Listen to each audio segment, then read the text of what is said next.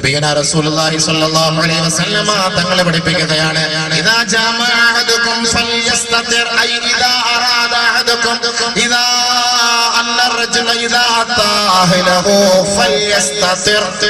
നിങ്ങൾ നിങ്ങളുടെ ഭാര്യയെ സമീപിക്കുമ്പോൾ നിങ്ങൾ പരസ്യമാകരുത്.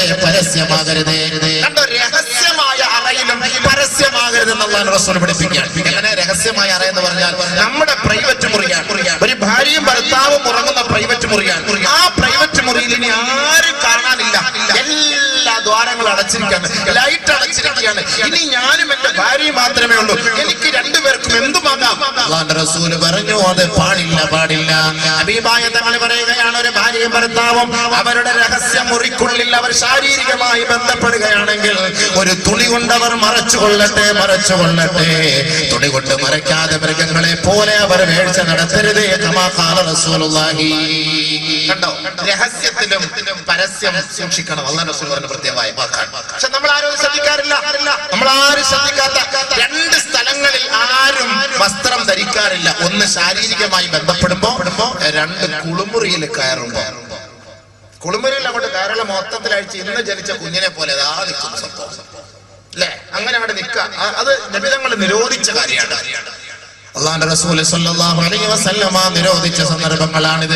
ഇത് രഹസ്യമുറിയാണല്ലോ, പിന്നെ ആര് കാണാനാണ്? അതാണ് ഇസ്ലാം പഠിപ്പിക്കുന്ന സദാചാര ലൈംഗികത. അതാണ് ഇസ്ലാം പഠിപ്പിക്കുന്നത്. നമ്മൾ ധരിച്ചിരിക്കുന്ന നമ്മുടെ വസ്ത്രം നനഞ്ഞു പോകുമെന്ന് കരുതിയിട്ട് നമ്മൾ അത് അഴിച്ചു മാറ്റി അത് നമ്മൾ കൊളുത്തിലിട്ടിട്ട് നിന്ന് വാറ്റ കൂടി അങ്ങനെ വിളിക്കണ്ടേ? ഒന്ന് ആലോചിച്ച് നോക്കി. അത് രംഗം ആലോചിക്കുമ്പോൾ തന്നെ നമുക്ക് എന്തോ പോലെ ഒരു എന്തരാളിഫിക്കേഷൻ.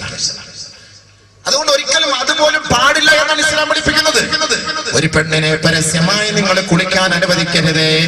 ഇന്ന് തോടുകളിലും ആറുകളിലും പുഴകളുടെ ഓരങ്ങളിൽ ഇന്ന് ഓരോരോ വിനോദസഞ്ചാര കേന്ദ്രങ്ങളിൽ സ്ത്രീകൾ പോയി കുളിക്കാറില്ലേ?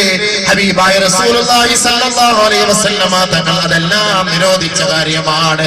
പരസ്യമായ കിണറുകളിൽ പോയി കുളിക്കുന്ന സ്ത്രീകളെ, ഈ ഭർത്താക്കന്മാരെ, നിങ്ങൾ അവരെ വീട്ടിനുള്ളിൽ അടക്കി വെക്കണേ. ഹബീബുനാ റസൂലുള്ളാഹി പരസ്യമായി അവരെ കുളിക്കാൻ വിടരുതെന്ന് അല്ലാഹുവിന്റെ റസൂൽ പ്രഖ്യാപിക്കുമ്പോ ആ കാലഘട്ടത്തിൽ അങ്ങനെ ഉണ്ടായിരുന്നു.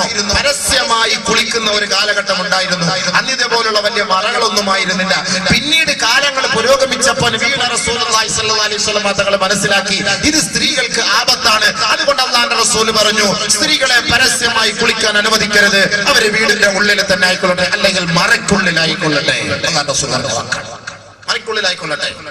എന്നൊക്കെ പെണ്ണുങ്ങൾ ഇവിടെ പരസ്യമായിട്ട് കനാലിൽ കുളിക്കാൻ നിൽക്കുന്നു, ആറ്റിൽ കുളിക്കാൻ നിൽക്കുന്നു. പിന്നെ ബാക്കിയുള്ള ചെറുക്കന്മാരെ കുറിച്ച് കുറ്റം പറയണം. മുണ്ടന്മാരൊക്കെ അവിടെ നിന്നിട്ട് ഫോട്ടോ എടുത്തിട്ട് അവർ നെറ്റിലിടണം. അവൻ ആരെ കുറിച്ച് കുറ്റം പറയണം? അല്ലാഹുവിന്റെ റസൂൽ പറഞ്ഞത് പാടില്ല, അത് തെറ്റാണെന്ന് പറയുമ്പോ നമ്മുടെ ചെറുപ്പക്കാർ ദൂരമാണെന്ന് സൂം ചെയ്തിട്ട് ക്യാമറയിൽ ഒപ്പിയെടുക്കുകയാണ്. നബിയുനാ റസൂലുള്ളാഹി തങ്ങൾ പറഞ്ഞു, ഒരു കാലഘട്ടത്തിൽ ഒരു ഉപകരണം ഉണ്ടാകും, ആ ഉപകരണം സംസാരിക്കും.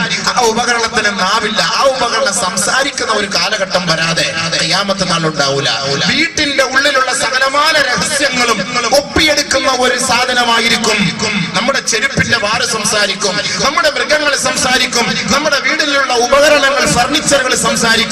ആ ഒരു കാലഘട്ടം വരാതെ ഖിയാമത്ത് നാൾ സംഭവിക്കുകയില്ല. അതിൽപ്പെട്ട ഒരു സാധനമാണ് ഈ മൊബൈൽ. വല്ല നാവുണ്ടോ, കണ്ണുണ്ടോ, ഹൃദയമുണ്ടോ, മൂക്കുണ്ടോ, കൈകാലുകളുണ്ടോ എന്നാ ഇല്ല എന്ന് പറയാൻ പറ്റുമോ? ഇന്നത്തെ ആധുനിക ടെക്നോളജി പരിശോധിച്ച് നോക്കിയാൽ ആൻഡ്രോയിഡ് മൊബൈല് നിങ്ങൾ അത് വെറുതെ ഓഫാക്കിയിട്ട് നമ്മുടെ പരിസരത്ത് വെച്ചിട്ട് ഭാര്യയും ഭർത്താവും ബന്ധപ്പെട്ടാൽ അത് അച്ചായന്മാർ, നമ്മുടെ അമേരിക്കക്കാരന്മാർക്ക് അത് കണ്ടുപിടിക്കാൻ പറ്റും.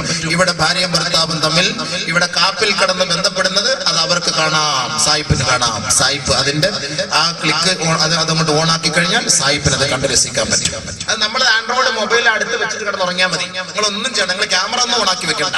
അത്രത്തോളം ലോകം വികസിച്ചുകൊണ്ടിരിക്കുന്ന ഈ കാലഘട്ടത്തിൽ ഇതെല്ലാം കാലേക്കൂട്ടി മനസ്സിലാക്കിയിട്ടാണ് ആദരവായ റസൂലുള്ളാഹി തങ്ങൾ പറഞ്ഞത്, നിങ്ങളുടെ രഹസ്യ മുറിക്കുള്ളിലാണെങ്കിൽ പോലും നിങ്ങൾ ഒരു പുതപ്പിന്റെ കീഴിലല്ലാതെ, ബ്ലാങ്കറ്റിന്റെ ഉള്ളിലല്ലാതെ ശാരീരികമായി നിങ്ങൾ ബന്ധപ്പെടരുത്. ഭാര്യയാകട്ടെ ഭർത്താവാകട്ടെ എന്ന് നബി തങ്ങൾ പറയുമ്പോ, ഭാര്യയ്ക്കുള്ള ചുംബനം എന്ന് പറയുന്നത് അത് സുന്നത്താണ്, അത് ഇബാദത്താണ്. ആ ഇബാദത്ത് പരസ്യമായി കൊണ്ട് നടത്താനുള്ളതല്ല, അത് മണിയറയ്ക്കുള്ളിൽ വെച്ച് ചെയ്യാനുള്ള കർമ്മമാണ്. നബിയുനാ റസൂലുള്ളാഹി സ്വല്ലല്ലാഹു അലൈഹി വസല്ലം തങ്ങൾ പഠിപ്പിക്കുന്നു. പറയാണ് ചില കാര്യങ്ങൾ രഹസ്യമായി ചെയ്യേണ്ടതുണ്ട്, ചില കാര്യങ്ങൾ പരസ്യമായി ചെയ്യേണ്ടതുണ്ട്. നബിയുനാ റസൂലുള്ളാഹി തങ്ങൾ പറയുന്നു, പരസ്യമായി ചെയ്യുന്ന കർമ്മങ്ങളെക്കാൾ 70% 70 ദറജ പദവി കൂടുതൽ കൂലിയാണ് രഹസ്യമായി ചെയ്യുന്ന കർമ്മത്തിന്. ഹബീബായ റസൂലുള്ളാഹി നമസ്കാരം പരസ്യമായി ചെയ്യേണ്ട ഇബാദത്താണ്, ഖുർആൻ ഓത്ത് പരസ്യമായി ചെയ്യേണ്ടതാണ്, നോമ്പ് രഹസ്യമായി ചെയ്യേണ്ടതാണ്, സദഖ രഹസ്യമായി ചെയ്യേണ്ടതാണ്, സകാത്ത് പരസ്യമായി ചെയ്യേണ്ട കർമ്മമാണ്, ഹജ്ജ് പരസ്യമായി ചെയ്യുന്ന കർമ്മങ്ങളാണ്. പക്ഷേ എത്രയോ സുന്നത്ത് നോമ്പെടുക്കുന്നവർ അത് രഹസ്യമായ ഇബാദത്താണ്. പാതിരാത്രി എഴുന്നേറ്റ് സുന്നത്ത് നമസ്കരിക്കുന്നവർ അവനും അല്ലാഹു മറന്ന കർമ്മമാണ്. അതുകൊണ്ട് തന്നെയാണ് പാതിരാത്രി എഴുന്നേറ്റുള്ള നമസ്കാരത്തിന് കൂടുതൽ കൂലിയുള്ളത്, കൂടുതൽ കൂലിയതാണ്.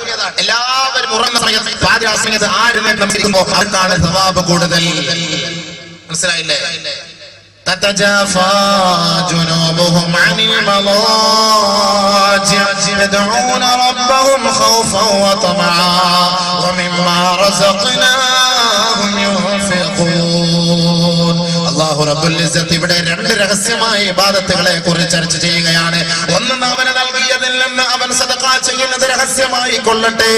അവൻ പാതിരാ സമയത്ത് എല്ലാവരും ഉറങ്ങുന്ന വേളയിൽ അവൻ പാർശ്വങ്ങളിൽ നിന്ന് അകന്നുകൊണ്ട് അവന്റെ വിരപ്പിൽ നിന്ന് മാറിക്കൊണ്ട് അവൻ അല്ലാഹുവിന്റെ കോടതിയിൽ അവൻ സുജൂദ് ചെയ്ത് പൊട്ടിക്കരഞ്ഞു കൊള്ളട്ടെ.